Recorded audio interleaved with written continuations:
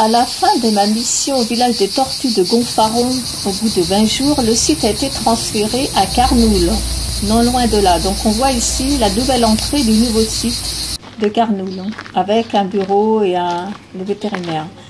Donc ici nous sommes à Gonfaron, la table collective du repas de midi où tous les éco-volontaires prenaient leur repas, 12 filles et un garçon. La tâche essentielle du matin était de nourrir les tortues, donc fruits et légumes et salades pour les tortues herbivores, essentiellement les terrestres, et beefsteak haché et poissons crus pour les tortues aquatiques qui, elles, étaient carnivores. Donc on voit ici le nourrissage d'une cistude, qui est une des tortues européennes qu'on voit assez couramment en France. Voilà. Donc là, ce sont les tortues en quarantaine qui ont été amenées par des personnes et on les laisse en observation avant de les mettre avec les autres tortues. Pour vérifier qu'elles sont pas malades. D'accord. Voilà. Moi, je vais peut-être faire ça dans la première. Alors là, c'est la tortue mais en fait, le truc, molle de Chine, assez agressive, qui elle est carnivore. Mais là, il n'y a plus une éponge, il y a une brosse pour la com. C'est pour ça que j'ai fait que elle, parce qu'il y avait que Voilà, elle qui avait une elle mange éponge. du beefsteak. Assez agressive aussi. Alors là, c'est le nourrissage des tortues sulcata. Ce sont des tortues qui ont l'habitude de creuser des terriers de 10 mètres de long. Donc elles ont des pattes avant assez puissantes. Ce sont les sulcata. Donc pour elles, foin, salade, fruits, et on leur donne aussi des croquettes.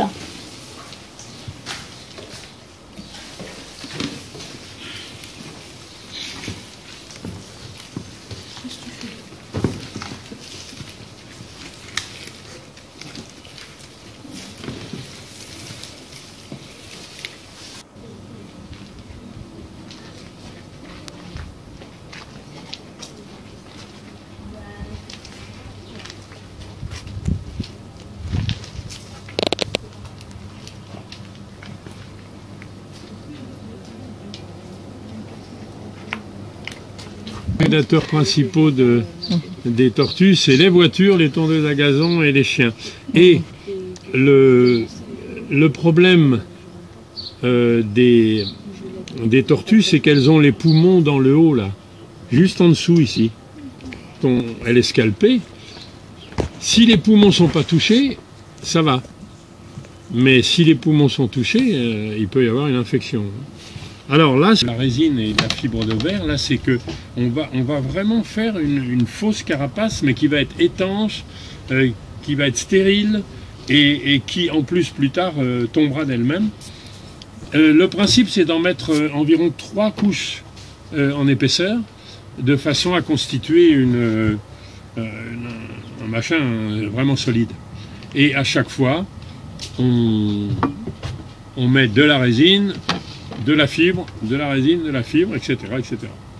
Et donc j'ai mis de l'acétone, c'est à peu près sec, et je commence à mettre la première couche de résine.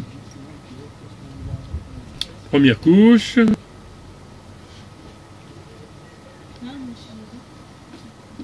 À 2-3 ans, la prothèse elle tombe d'elle-même et dessous c'est reconstitué, tu vois. Ouais. C'est génial comme système, vraiment, il n'y a pas plus efficace.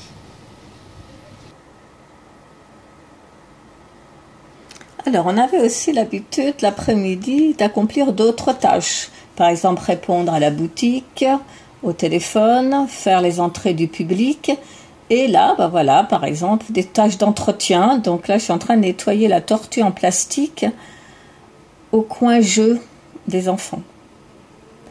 Alors, le soir, cette opération, on rentre les tortues dans leur enclos. Donc, désinfection obligatoire des mains et des semelles de chaussures.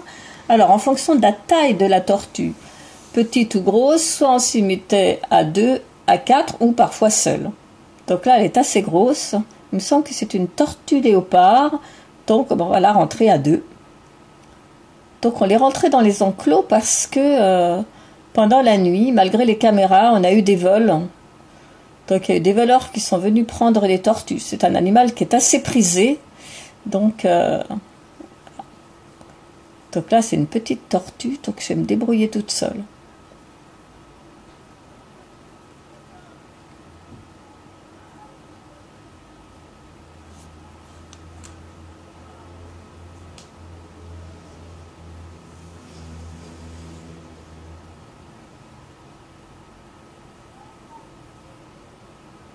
Alors là, c'est d'autres paires de manches parce que je vais avoir affaire à la tortue Aldabra, qu'il ne faut pas confondre avec la tortue des Galapagos. La tortue Aldabra, on la trouve essentiellement aux Seychelles, dans l'océan Indien. Donc, tortue terrestre, herbivore.